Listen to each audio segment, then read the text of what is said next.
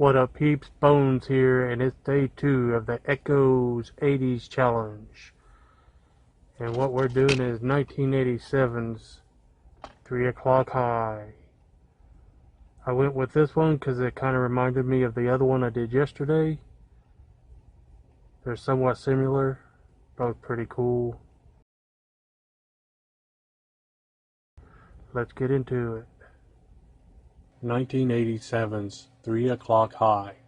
Directed by Phil Junow, written by Richard Christian Matheson and Tom Zolossi, starring Casey Siemaszko as Jerry Mitchell, Stacy Glick as Bree Mitchell, Annie Ryan as Franny Perrins, and Richard Tyson as Buddy Ravel.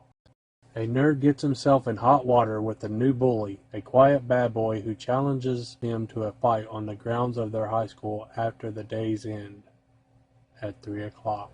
When the movie comes on, you meet goofy teenager Jerry Mitchell and his sister Bree. He's scrambling around trying to find clean clothes for the first day of school, and everything is dirty. And then his sister tells him that their mother washed their clothes before she left, but then he realized she didn't put them in the dryer. So in a hurry, he has a genius idea of putting his shirt in the microwave, which should have probably started a fire, but it didn't. And then he grabbed a Pop-Tart and threw that in there with the shirt. They go to school, and then his buddy, who works for the school paper, says he gave him the job of interviewing the new kid at school, which is a psychopath. The movie comes on similar to the movie I did yesterday, My Bodyguard, where all the kids are walking up the stairs and into the school and talking all these rumors. I heard he used to play football, but he broke a guy's neck for touching him. I heard he has a switchblade and brass knuckles and all this stuff. And I also heard he doesn't like to be touched, and he'll kill you if you touch him. And Jerry's like, really? You want me to talk to that crazy guy? He goes to the restroom, and there just happens to be Buddy in the urinal right next to him. And he starts trying to be chatty with him. Oh, hi, I'm Jerry. I'm supposed to interview you for the school paper. Yada yada. Because he's trying to talk to him at the urinals. Buddy's like, are you gay or something? Oh no, I just want to get to know you and blah blah blah. And the guy's like, I don't want people to know about me. And although he already heard the rumor, he made the mistake of touching him, slapping him on the shoulder. And he says, we have a problem here. We're going to have to do something about this. He slams him against the mirror and says, I'll see you at 3 o'clock. And so most of the movie is him trying to figure out ways to get out of this fight.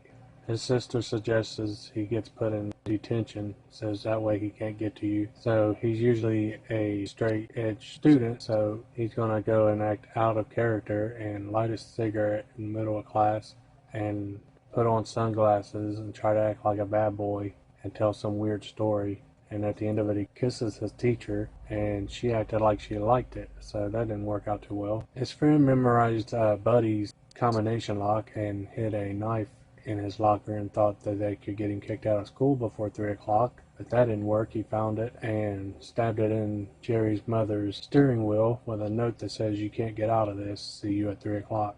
They ring the fire alarm so they can meet up with this football player and arrange for him to kick Buddy's ass because he's seen him years ago kick someone's ass that was picking on a smaller guy. He said, well, he had asthma and he paid me $100. He said, oh, well, what if I pay you?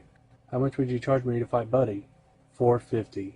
$450? That's a big inflation. So in a panic, he goes to the school supplies store and steals the money out of the cash register, which he works at, but he knows he'll get in trouble for. Pays the guy. The guy meets up with Buddy in the library and bumps into the table, and Buddy says, do I know you? And the guy's like, yeah, we used to play football together. And he looks up and he says, oh yeah, the one that used to bleed all the time like a little bitch. And the guy pokes his chest and says, you're not going to touch that kid. Mistake. He touched him. He doesn't like to be touched. So he breaks his finger and punches him in the face and knocks him back 5 feet into a bookshelf, which made the bookshelves domino all across the room. So there's another failure. Eventually, he just meets up with him, finds him and meets up with him in the gymnasium, begging him to call off the fight. Can't we just try to be friends? Come on, do we really need to fight? He says this fight's happening.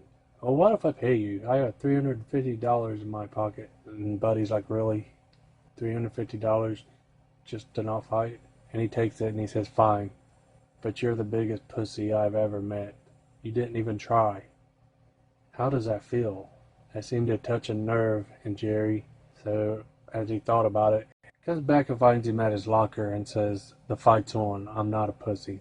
So the movie ends with what feels like a 20-minute long, knockdown, drag out, crazy fight. The principal comes out and tries to break him up and says, go to my office. He says, I can't do that.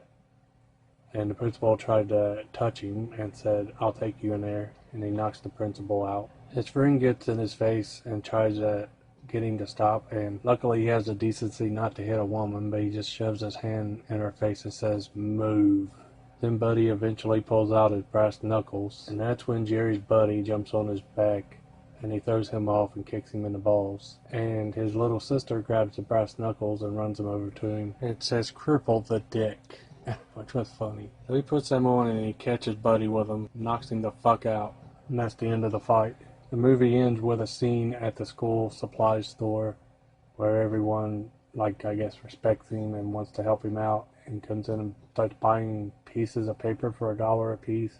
Give me 5 pieces. Give me 20 pieces. And he starts making the money back that he stole out of the cash register. And then Buddy shows up and slaps down the $350, so I guess Jerry gained Buddy's respect. This movie is similar to My Bodyguard, but different, and this one has a real, like, John Hughes feel to it. I was surprised he wasn't attached in any way. This felt like if Ferris Bueller was being picked on by Bender from The Breakfast Club. The movie was a lot of fun. Highly recommend it if you haven't seen it. Thanks for watching. Peace.